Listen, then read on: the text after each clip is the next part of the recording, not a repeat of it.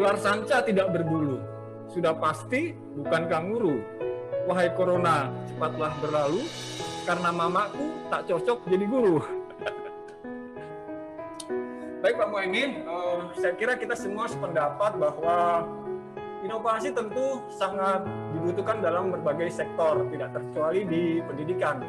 Dan kita mengetahui bahwa pandemi COVID telah mengubah proses pembelajaran dari tatap muka menjadi pembelajaran jarak jauh atau remote learning.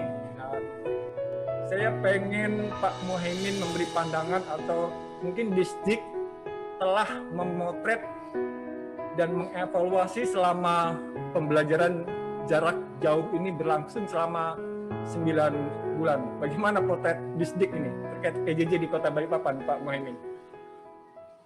Ya, makasih Mas Ajit, para pemirsa sekalian. Jadi kalau kita bicara pembelajaran jarak jauh atau PJJ atau biasa kita sebut pembelajaran daring, kalau di Kota Balikpapan ya seperti yang Mas Ajit sampaikan tadi, pertama begini, bahwa kita tidak pernah menduga bahwa pandemi COVID itu tiba-tiba terjadi di awal tahun 2020. Padahal untuk masalah pendidikan kita sudah punya planning yang cukup baik ya. Kita tahu di era revolusi industri 4.0 bahkan 5.0 kita akan menuju ke proses pembelajaran digital. Tapi semua itu kan berproses atau by proses. Nah bahkan di tahun 2018 kita sudah melaunching kelas digital yang merupakan embrio dari pelaksanaan sekolah digital. Artinya secara sadar bahwa dunia pendidikan itu sudah paham dan tahu bahwa kita akan menuju ke pendidikan yang era digital. Tetapi yang saya katakan tadi berproses, kita mulai dari kelas digital, kita tingkatkan SDM gurunya, kita berikan wawasan siswanya, sehingga berproses. Kalau kelas digital jalan, baru kita meningkat ke sekolah digital. Tetapi apalah daya, tiba-tiba di tahun 2020 pada saat kita memulai kelas digital, tiba-tiba pandemi datang. Nah, yang seharusnya prosesnya itu perlahan-lahan step by step, tiba-tiba kita harus melakukan amputasi kebijakan. Jadi bukan lagi bicara lagi kelas digital, tapi bahkan kita sudah bicara sekolah digital. Nah, itulah yang terjadi kenapa tiba-tiba program yang harusnya kita jalankan step by step, berproses, kemudian meningkatkan SDM secara bertahap juga tiba-tiba gagal total. Karena dipaksa guru kita harus beradaptasi dengan teknologi. Siswa kita juga dipaksa harus beradaptasi dengan teknologi. Nah, yang lebih parah lagi, orang tua juga harus dipaksa beradaptasi dengan teknologi. Kalau guru, memang ada beberapa kriteria. Mungkin kalau guru kita yang sekolah dasar, yang sudah senior, sepuh-sepuh, ya agak sulit kalau dia tiba-tiba saja di era pandemi ini, kalau disuruh melakukan amputasi kebijakan, tiba-tiba harus akrab dengan teknologi. Tapi kalau guru-guru kita yang masih muda, guru-guru kita yang masih di SMP, akan mudah melakukan penyesuaian-penyesuaian. Nah, sehingga di tahun 2020 lalu kita evaluasi proses pembelajaran digitalnya atau PJJ itu ada 2 tipe, Mas Ajit. Tipenya ada digital, dalam proses digital itu yang kami sebut itu adalah digital aktif. Ada proses pembelajaran yang daring itu yang tidak aktif. Jadi yang saya maksud dengan digital aktif atau digital mobile itu proses pembelajaran digitalnya Zoom Meeting jalan, Google Classroom jalan.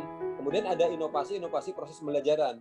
Misalnya siswa disuruh melaksanakan membuat tugas dengan membuat video pendek, kemudian dengan membuat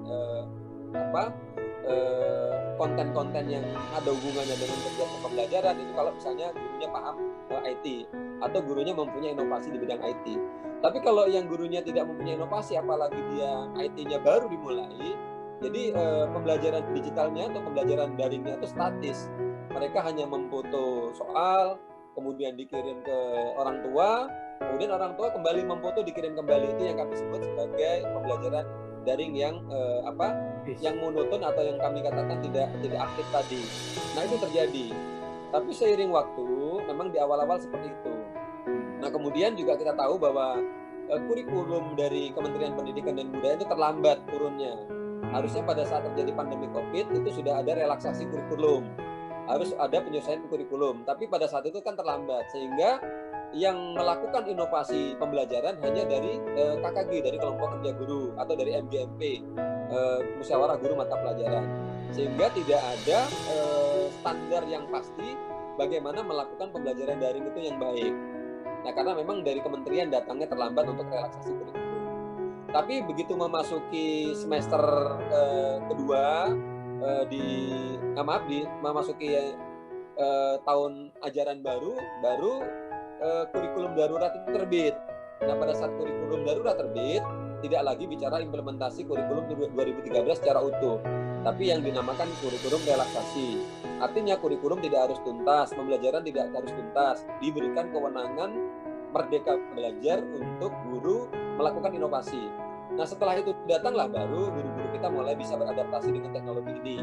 Walaupun sekali lagi kita akui tidak semua guru-guru kita tuh mampu. Jadi kalau kita persentase di pembelajaran PJJ ini atau pembelajaran jarak jauh yang melaksanakan daring aktif itu hanya sekitar 60-70%. Nah, sisanya yang pembelajaran daring itu tidak aktif atau yang statis itu masih antara 30-40%. Kita tidak bisa juga memaksakan diri karena kita tahu bahwa SDM guru kita ya memang seperti itu. Kemudian yang kedua juga jumlah guru kita juga memang masih kurang. Nah, yang ketiga kita tahu bahwa tugas guru memang sekarang ini memang sangat-sangat banyak. Bukan hanya mengajar, tapi dia juga melaksanakan kegiatan-kegiatan lain di luar tugas fungsinya sebagai pendidik.